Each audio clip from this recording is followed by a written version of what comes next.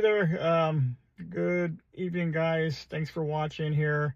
Just want to go over a couple of things. We've been in the business for almost 4 years. We first started this business with a flatbed, and now we do have 2 trucks. I have a wrecker and a flatbed. Love them both. They both have different uses. When I first got into this business, I really didn't know much about the towing industry. I just jumped into it. One day I had an idea, went out and bought a truck. We've done a lot of tow shows in the last few years. We've gone to a lot of tow shows. I've learned a lot. Before I started, I took a Wreck Master class, which I learned so much on that class, that things that I didn't know about, and I'm glad I took it. I recommend Wreck Master for anybody. And then the thing was, I had to go out and hustle and try to build the business and try to get customers. And every day is different. Every day there's a struggle with everybody. We have really good days, and then we have really slow days, and that's with every business, and especially now in this age, the economy and everything, it's up and down.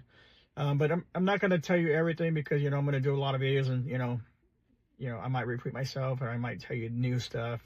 So I just want to tell you, if you think about doing this business, it's not easy. Nothing's easy to start.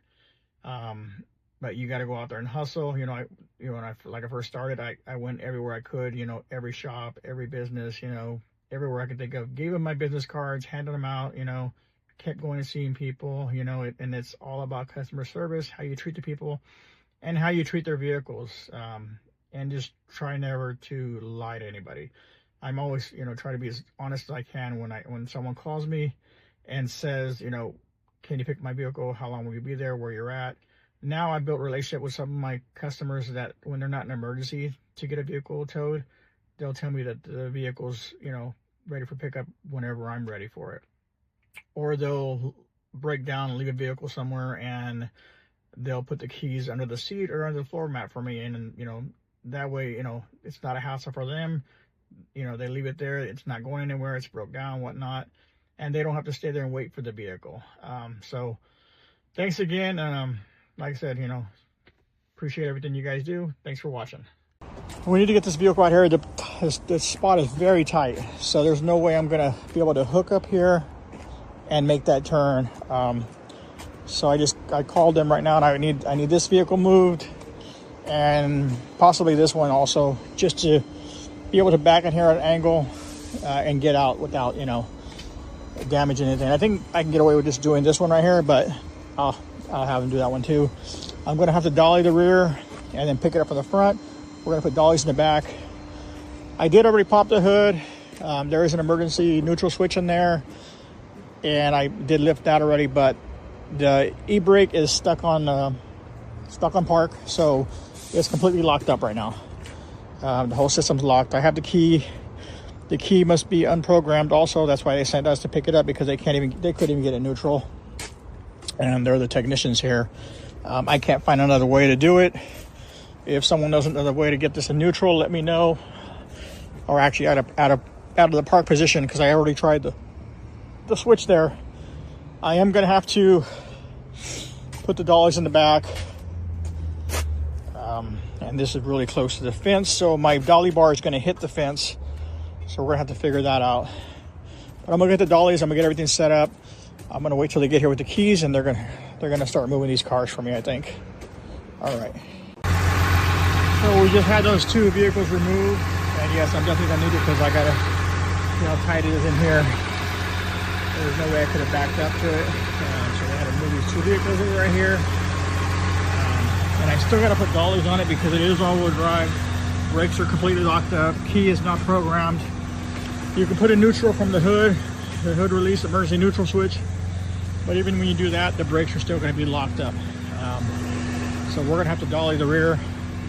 But we can't get to the rear because the bar has to reach over. So this bar, basically when I turn the dollies, this bar is going to be 2 feet on that side of the fence. So what I'm going to do is, I got the front wheels pretty strapped here.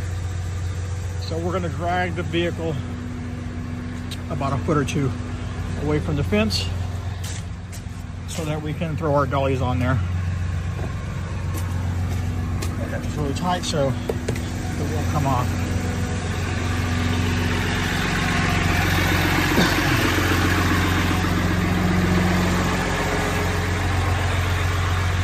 Let's drag down a modifier too.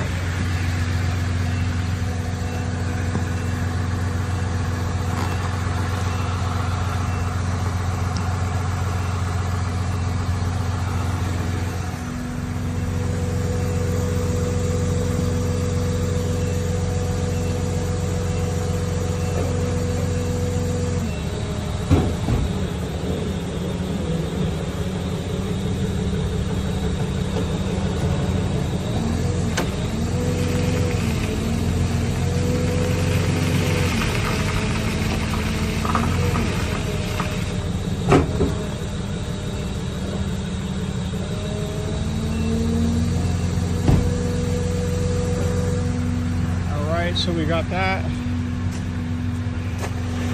That was secure there. We got the clearance that we need now on both sides, which is great. But definitely, if you're ever gonna try pulling like that, you want to have the front wheel secure because you do not want to drop that car. Okay, we're gonna get the dollies on there, and then we're gonna hit the road. We're actually going right around the corner, not too far. Oh, I hit the pop trunk right now, but we got the dollies on here, ready to go.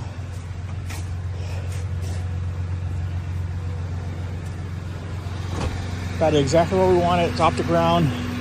It's gonna roll now because we got dollies in the back. I left it in the front. This whole setup right here, it's actually gonna take me more to do this than to take it where it's going. It's going literally right down the street. This is just like their off-site parking. They couldn't get it there. Everything's locked up, so we're gonna drive it over there. Okay, so we got this exactly where we want it. Dollies are off. I'm unhooked already. Got it back to the service center where they can get a closer look. At least their computers are right there behind the wall, so they can literally come out here and hook up to them. So, all right, guys, thank you.